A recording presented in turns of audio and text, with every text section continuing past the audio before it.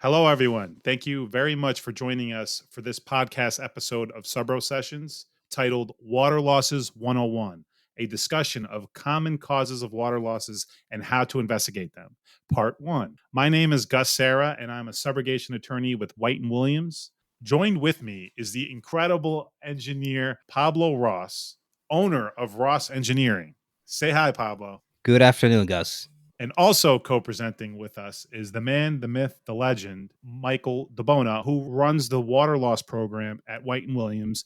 Thank you, Gus. Thank you for that great introduction. And thanks, Pablo, for joining us here today. So water losses, they are the most common property damage claim. If you're listening to this, you probably know that. Any product with water running through it, from a supply line or valve to a faucet, dishwasher, washing machine, really, you name it. If water flows through it, it can fail and it can result in water damage. Our firm's water loss program focuses on investigating and recovering on losses caused by the world of water-based products. We handle all sizes of claims from tens of thousands of dollars to large six figures and above. Yep. And today, for the purposes of the podcast, we'll be giving a general overview of the investigation of water losses, identifying the types of losses we see, how to develop subrogation claims. And because this is quite a vast topic, this will be a part of a two-part series. So the best place to start is with the somewhat basic question of what is a water loss? Pablo, can you define a water loss from a forensic engineering perspective? Absolutely, Gus. A water loss is a failure of a plumbing system component, whether it be a product, installation, or service deficiency, which results in an inadvertent and many times uninterrupted release of water into a structure, resulting in property damage. That's essentially what a water loss is. And Michael, can you tell us the kinds of property damage that we typically see from water losses? Yeah, of course. I guess first I should start by saying water damage is insidious. Some leaks, they can go undetected for some period of time. And also, what may seem like a small amount of water can cause substantial damage. You need moisture readings. You need to check for mold. Water losses can start on the 52nd floor and find their way down 10 floors. It can start in one room of the house and migrate to another. As a result, it is not always clear what has been damaged by the water loss. Right. And water damage can manifest in areas that are not even near the water source itself. As an example, I had a water loss at a hotel in South Carolina where a part of the hotel's roof blew off after mild winds, and water ended up leaking into areas of the building that were not directly under the failed portion of the roof. So, defense counsel for the roof disputed that all the water in the building came from the roof failure. So we had to prove that because of the settlement of the building's foundation over time and the construction materials in the attic space, that there was an angled pitch in the building, which caused water to flow into the other side of the building. Water will follow the path of least resistance and may end up in areas quite far from the actual water source. Pablo, do you have an example to share? Oh, yes, absolutely. I can think of a water loss that I investigated recently where there was a kitchen sink that had a water dispenser. The kitchen was adjacent to a laundry room. And what happened is the water dispenser had this tiny 1/8 of an inch hole that served as a vent. As a result of improper maintenance, that line got clogged.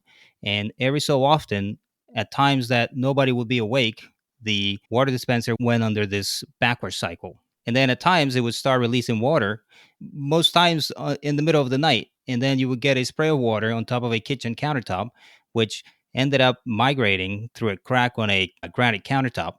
And it finally manifested itself on the adjacent room, which was a laundry room.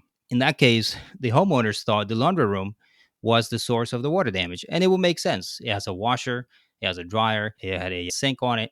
And they needed to demolish the entire laundry room. When I inspected the property and I looked at the demolished laundry room, and I had to tell him, well, I'm sorry, but this is not where the water originated from. Now, how do you know that? Well, you look at what are the possible sources of water leaks, in this case, the domestic water plumbing that was connected to the appliances, and also the area around them, and everything was bone dry. When you look at the floor and you follow the damage on the floor, you were able to realize that the water migrated underneath their floor and it was coming from the next room.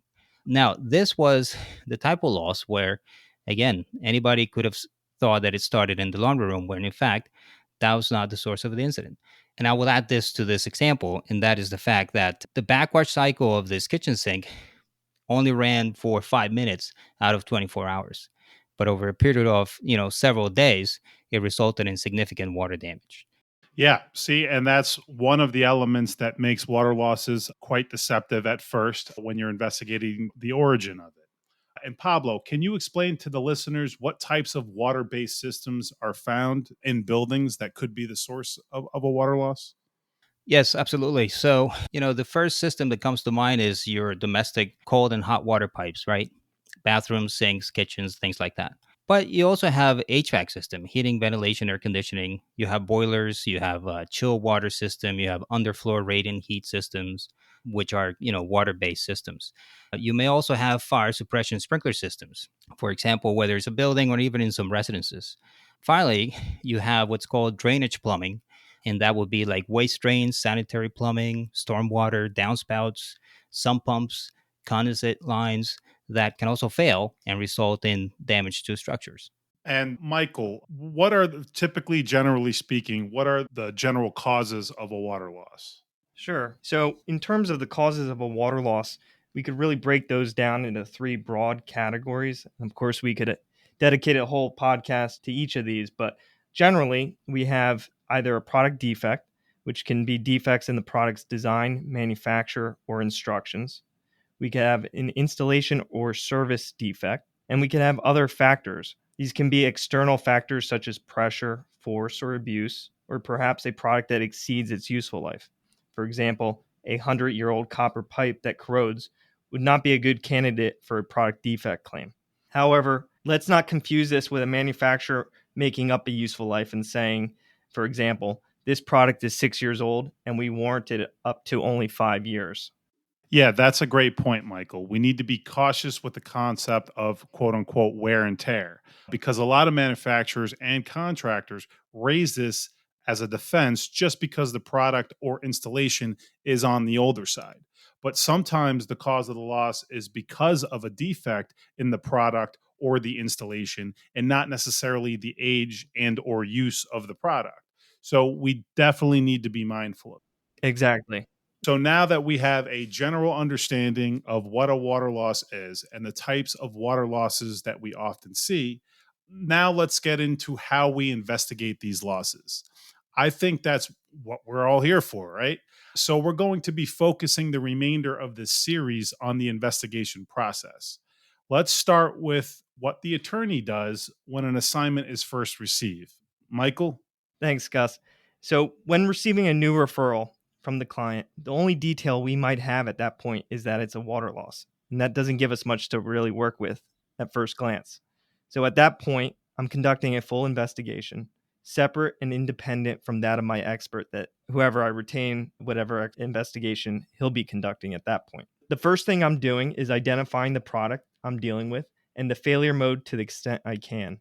Of course, this can change. Sometimes we are provided one set of facts and we arrive to the site and find an entirely different set of facts. But we're trying to investigate to the extent we can at these early stages. And this allows me to select the appropriate expert for the case. It's at this time that I would say to Pablo, please go to the site. Meanwhile, still independent from my expert's investigation, I continue running my own investigation. I want to gather information on the product's purchase and installation. I also want to see if I can discover any evidence supporting the theories of liability that I will eventually develop based on my expert's findings. For instance, emergency services or a plumber often respond to a water loss the day it is discovered. I want to find those first responders and talk to them. What do they find? Say my expert tells me the wrong fitting was used. Do I have an independent witness who will say the same thing? Or sometimes, following the loss, the insured immediately calls out the same person who installed the product or the manufacturer. Did they make any admissions when they saw what happened? And you wouldn't believe how many times a plumber comes out to the scene, the original plumber who installed it, and when he's faced with the insured face to face, and the insured asks what happened, they're honest. And that honesty oftentimes wears away as the investigation continues. So these admissions can be really huge to the case and change the entire trajectory if you get those. Yeah, I've learned that an essential investigative principle is that the statement made closer to the incident typically tends to be the more truthful statement before motives, concerns, and fears start to kick in, and perhaps the story changes subsequently. So, Pablo, can you share the types of things you're looking for during your initial receipt of a loss assignment? Yes, Gus. Thank you. Well, an engineering forensic investigation has to be comprehensive. It has to understand the engineering systems affected, site details, plumbing system components, manufacturer requirements, pipe materials, industry standards. All must be evaluated to arrive to a proper cost. When I first get the assignment, one of the first things that we get is we get basic information, the loss location, when it occurred, who has access to the property. And before I go to a site, the first thing I want to do is I want to identify, for example, the date of construction. I want to check public records. How old is this house? How old is this structure, this building? When was it renovated? Check the weather records. Was there any abnormal low temperatures? Was there a storm? Was there a surge? Anything like that? And if we have the liberty of knowing what type of product was involved, before we get to the inspection, we want to get spec sheets. We want to get engineering specification documents that would tell us what are the parameters under which that product has to be installed in order to properly function. So, one of the main things that we want to do is we want to contact the insured or the person that has access to the site as soon as possible. And we want to get a status as to what is the condition, the existing condition of the evidence after the loss. Where is the evidence? Where is the part that ruptured? Has it been repaired? Has it not been repaired? Does the repair or does it not repairing it, does it cause any kind of harm or potential hazard to the property owner? That's something that, for example, in the case of fire suppression systems, also has to be evaluated, specifically when dealing with public officials like fire marshals, code inspectors, things like that. So you want to assess what is the current condition of the loss after the loss, and you want to preserve as much as possible before you get to the site those conditions for your proper evaluation. Now, this almost goes without saying, but would you say that it's much more effective when you can investigate a case immediately after the loss occurred rather than receiving a loss long after the actual date of the incident, where perhaps the area was remediated or the evidence was altered or the evidence is less positioned the way it was immediately after the loss? Absolutely, yes. Time is of the essence. The span between the day of the incident and the day of your inspection or the day that you get, every day that goes by poses a risk of the evidence being altered or even worse, of it being disposed of. Being performing a forensic engineering investigation after a water loss, there's also a balance. There's always a balance between the investigator, the owner, and the adjuster. Because for the owner, all they're concerned about is my house is ruined, everything's demolished, everything is waterlogged. I just want my house fixed. And that's obviously a normal reaction and it's quite understandable. But we always have to try to get there as soon as we can so that we can preserve that site and we can therefore conduct a proper investigation. So yes, the sooner that we can get there, the sooner that we can make contact with the insured after the loss, the better potential for a good outcome as far as a forensic engineering inspection.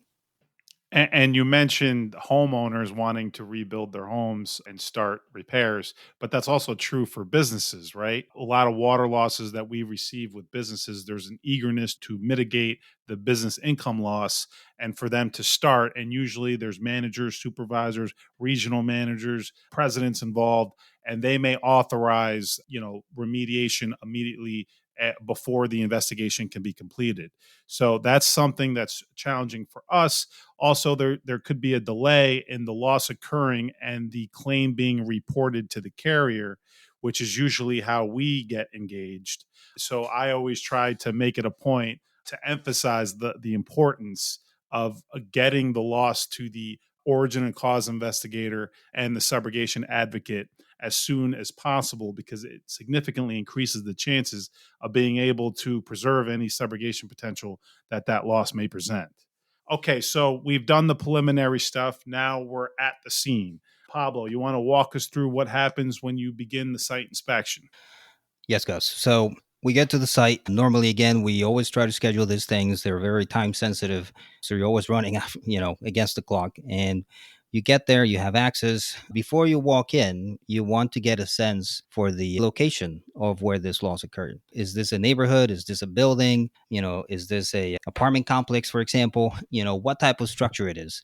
As an engineer, and my background is specifically on building design, having designed these systems comes in handy at the time of a site inspection, because I know what type of systems an apartment building should have, which are different than a house or which are different than a high rise, for example. So before you walk through the door, I always like to take a exterior view and do a walk around. Look at where's the entrance, to the building, and then you start looking at components that could tell you what is the general layout of the mechanical, electrical, plumbing systems inside the building. For example, you can see the electrical meter. You typically, when you see an electrical meter outside of a house, more than likely the electrical panel would be on the other side of that wall inside the basement, as an example. If you see a vent for flue for a boiler, typically the mechanical room will be inside on that side. And you want to get a gauge for what is the major equipment, where is that major equipment located within the structure. After that, from the outside, you want to see what are your water ingress points. Is there, for example, a terrain?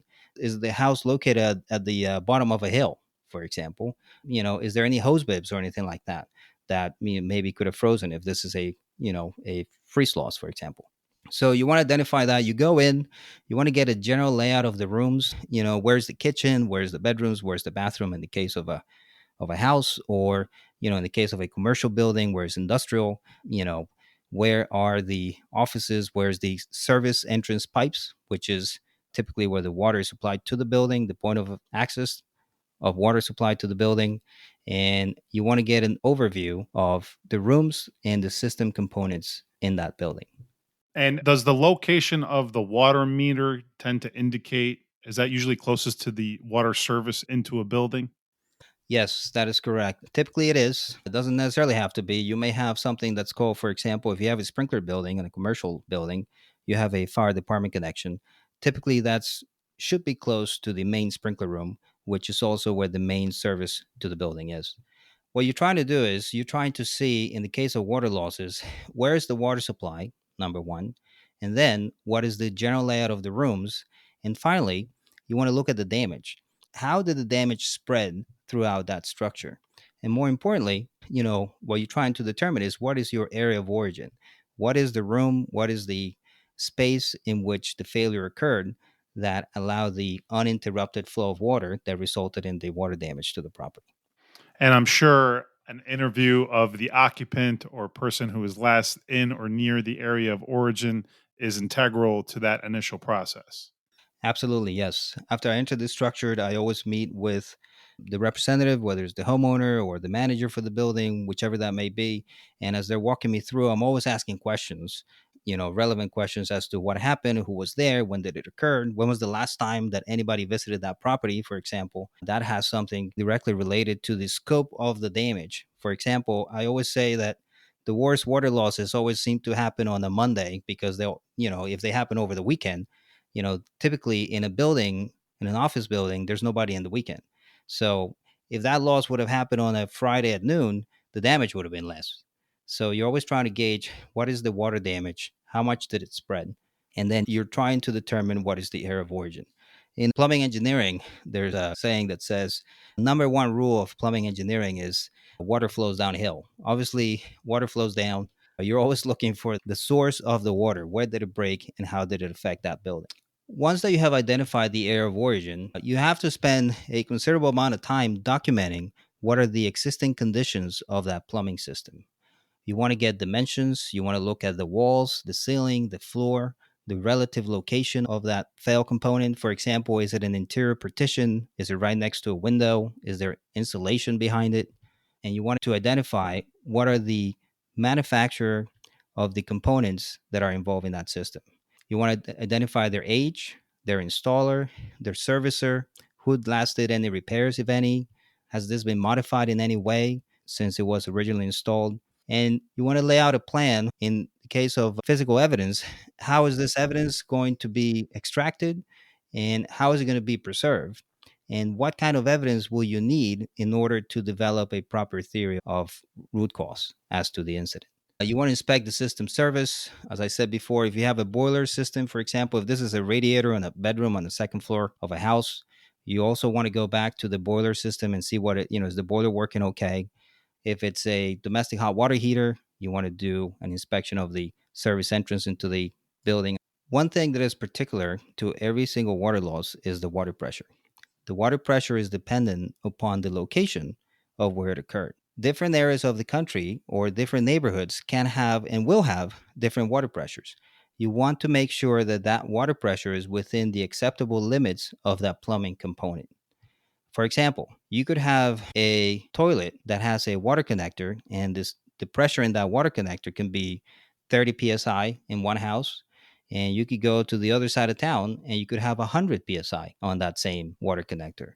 So every single water loss investigation that is performed, you have to get the water pressure. You have to make sure that that water pressure was within the acceptable limits for the product that failed. Finally, you also want to do a interview of the insured. That's something that is critical. Once that I've gained access to the site, documented the area of origin, and identified the system that is feeding that fail component, I always sit down with the insured, whoever the witness was, whoever has the most knowledge of that structure, and I ask him basic questions as to the age of the building, the date of any renovations, who discovered it, when was it discovered, when was the last time that anybody saw, and everybody was in that area and everything was fine, and how things developed. Pablo, now that you've conducted your preliminary investigation and you have a better sense of both the origin and cause of the loss, at this juncture, is there anything else that you do to complete the inspection and really hone in on the important issues? Absolutely, Michael. What I do after I had my time to document the area of origin and the system, as I said before, is I perform an interview with the insured. As I said before, I'm always asking questions as I'm moving through the structure and through the building and asking them what happened and who was there and whatnot. But I always end my inspections with a sit down interview where I can write my notes, gather my thoughts, and most importantly, identify who are the possible parties or targets involved in this investigation. When did the loss occur? How did it occur? Who was there? Who did what? Who discovered it? And I am always trying to identify who the manufacturers were of these components, who installed these components, who service or perform repairs of these components. Were these components part of a renovation, an alteration, a reconstruction? And that's very important information for the attorneys for them to proceed with their investigation. One of the things that I found in this day and age that helps a lot is text messages. Everybody nowadays sends text messages, has a smartphone, takes videos, photographs. And when you sit down at this interview, I'm always asking them, well, do you take a video of the pipe leaking? Do you take a video of the water damage? A video nowadays, not only is it going to give me very good evidence as to what happened. It's going to tell me what the condition of the plumbing system was at the time of the loss versus the day that I'm there. But it's also going to give me the exact time and the exact conditions of that event. So the sit down interview is what I do at the end of my investigations. And again, I'm preparing for the next step of the process, which is, contacting the client and giving him or her a verbal from the site. And then comes the big question of evidence collection. And I would presume at the end of the site inspection, your preliminary inspection, Pablo, you reach out to the subrogation advocate, whether it be the subrogation adjuster or the attorney that retained you. Is that right? That is correct. Yes, absolutely. After the site inspection is completed, I always make it a point to contact the client, whether it be an attorney or an adjuster, and walk them through what it is that I found, whether that is by telephone, by Zoom, whether I send them information, photographs, videos, you name it. Contracts is something else that is very important.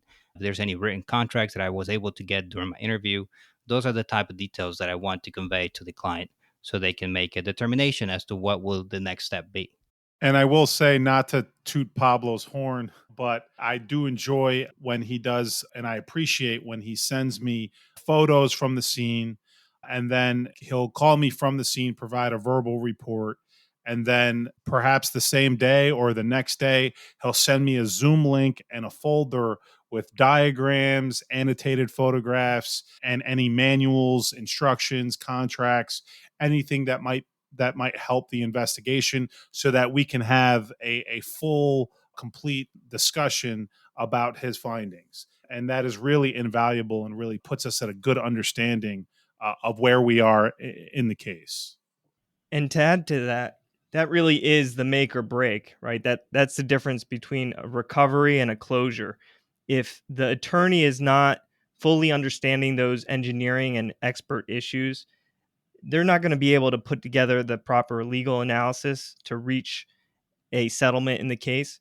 So it is vital that at this juncture, the attorney and the expert are regrouping, and the attorney has to fully understand the facts and the issues. And that's really the difference right there. And, while you're on the site, that conversation as to what to do with the evidence, which, every circumstance calls for a different action. But do you leave the evidence there? Do you tape off the scene? Do you take the evidence? Is the evidence vulnerable? Is there an expectation that the manufacturer or the contractor won't want to go back to the scene? These are all the factors that need to be discussed with the subrogation advocate, preferably before the expert leaves the property, so that if the ultimate decision is to retrieve the evidence, that can be done on the same day. Absolutely, Gus. Now you've provided your verbal report to the subrogation advocate. You've completed your preliminary investigation. You go back to the office. What do you do now with respect to the investigation? Well, after I provided my report to the client from the site, there's still work to be done. Not all things can be done during the site inspection. Obviously, we need time as engineers to gather information. Not all records will be available during your inspection. Not all, specification sheets you'll be able to obtain, during the time that you're there. So once you get back to the office, you go further into that analysis. Every single investigation that I perform, I always have what I deem an analysis folder. And in there, I extract the information, the most important information as to what could have caused that loss. In it, again, I'm going to look for specification sheets. I want to look for installation manuals, for operation manuals, repair manuals of whatever components are involved. And all that is done in the office. If we can do it during the site inspection, that's great. But not always it happens that way. So once you have that information, and once there's a plan for the evidence to be preserved or to be extracted at a later point, then you move on to the next phase, which will be joint inspection, evidence recovery, and further testing. Which we will get to at the second part of this series. We are going to bring this episode to an end, and we will pick up part 2 of this series with a discussion of what an attorney does immediately after the preliminary site inspection by the expert. Thank you very much for joining us for the first part of Water Losses 101. We hope you find this episode to be insightful and perhaps a good refresher of critical components of a water loss investigation. We really appreciate your continued support of Subro Sessions. We have received incredible feedback from listeners, and that makes recording these much more rewarding. Thanks for listening to the episode of Subro Sessions. Be sure to listen to the next episode of Subro Sessions, which will be released on the third Tuesday of next month, July 16th in this case. You can find past episodes of the podcast and relevant case updates on the Subrogation Strategist blog, all available at whiteandwilliams.com. Thanks again.